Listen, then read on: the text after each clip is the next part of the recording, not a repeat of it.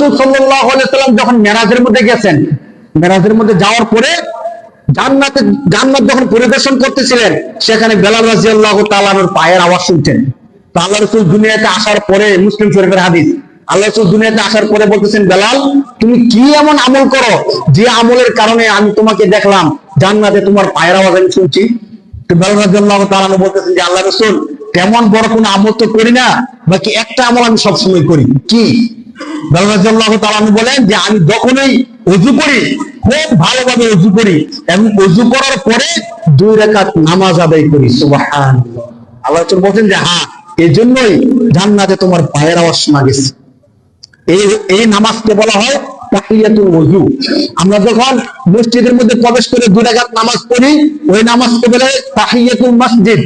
আর ওযু করার পরে যখন নামাজ পড়ি, ওই নামাজকে বলে তাহিয়াতুল ওযু। হাদিসের মধ্যে আসছে তোমরা যখনই মসজিদে প্রবেশ করবে তখনই 2 রাকাত সালাত আদায় করবা। এই সালাতটা আমাদের জীবনের গুনাহগুলো ক্ষমা করে দেয়। এইভাবে 2 রাকাত করে নামাজ আমরা পড়তে পারি। যদি সময় কম থাকে, আপনাদেরকে একটা মাসালা বলি, তাহলে আপনারা ওযু করছেন, মসজিদে ঢুকছেন, এখানে নামাজ হয় 2 রাকাত করে 4 রাকাত। কয় রাকাত?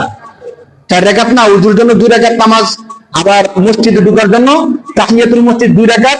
কিন্তু ফুকাহে কেরামগণ বলেন, কোন ব্যক্তি যদি নামাজের মধ্যে দাঁড়ানোর সময় নিয়তটা এইভাবে করে যে আমি 2 রাকাত তাহিয়াতুল ওযু এবং 2 রাকাত তাহিয়াতুল মসজিদ একসাথে আদায় করতেছি, তাহলে নামাজ পড়বে 2 রাকাত, সওয়াব পাবে 4 রাকাত। সুবহানাল্লাহ। নিয়তের কারণে 4 রাকাতের সওয়াব পেয়ে যাবেন। আমরা এই কাজটা করব।